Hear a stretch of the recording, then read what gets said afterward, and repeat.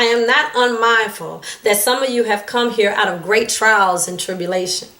Some of you have come fresh from narrow jail cells. Some of you have come from areas where your quest for freedom left you battered by the storms of persecution and staggered by the winds of police brutality. You have been the veterans of creative suffering. Continue to work with the faith that unearned suffering is redemptive. Go back to Mississippi. Go back to Alabama. Go back to South Carolina. Go back to Georgia. Go back to Louisiana. Go back to the slums and ghettos of our northern cities, knowing that somehow this situation can and will be changed. Let us not wallow in the valley of despair. I say to you today, my friends, even though we face the difficulties of today and tomorrow, I still have a dream.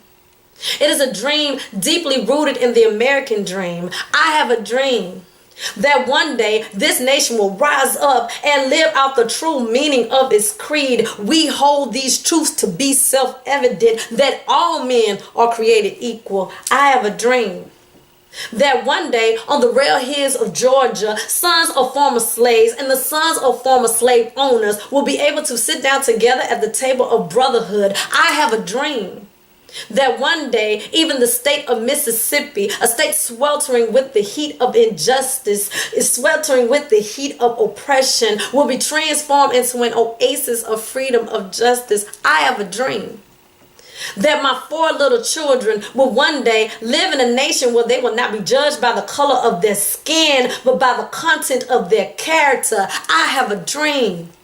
I have a dream that one day in Alabama, with its vicious racists, with its governor having his lips dripping with the words of interposition and nullification, one day right there in Alabama, little black boys and black girls will be able to join hands with little white boys and white girls as sisters and brothers. I have a dream today.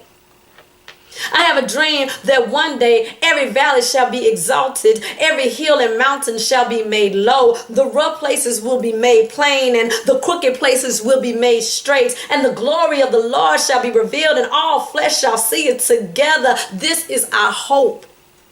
This is a faith that I go back to the South with. With this faith, we will be able to hew out of the mountain of despair a stone of hope. With this faith, we will be able to transfer the jangling discords of our nation into a beautiful symphony, brotherhood. With this faith, we'll be able to work together, to pray together, to struggle together, to go to jail together, to stand up for freedom together, knowing that we will be free one day. This will be the day when all of God's children will be able to sing with new meaning, my country, 'tis of thee, sweet land of liberty, of thee I sing, land where my fathers died, land of the pilgrim's pride, from every mountainside, let freedom ring. And if America is to be a great nation, this must become true. So let freedom ring from the prodigious hilltops of New Hampshire. Let freedom ring from the mighty mountains of New York. Let freedom ring from the heightened Alleghanies of Pennsylvania. Let freedom ring from the snow-capped Rockies of Colorado. Let freedom ring from the curvaceous slopes of California.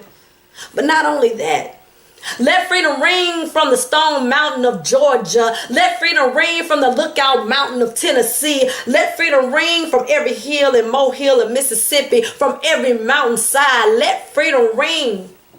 When we allow freedom to ring, when we let it ring from every city and every hamlet, from every state and every city, we will be able to speed up that day when all of God's children, black men and white men, Jews and Gentiles, Protestants and Catholics, will be able to join hands and sing in the words of that old Negro spiritual, free at last, great God Almighty, we are free at last. Thank you, Dr. King.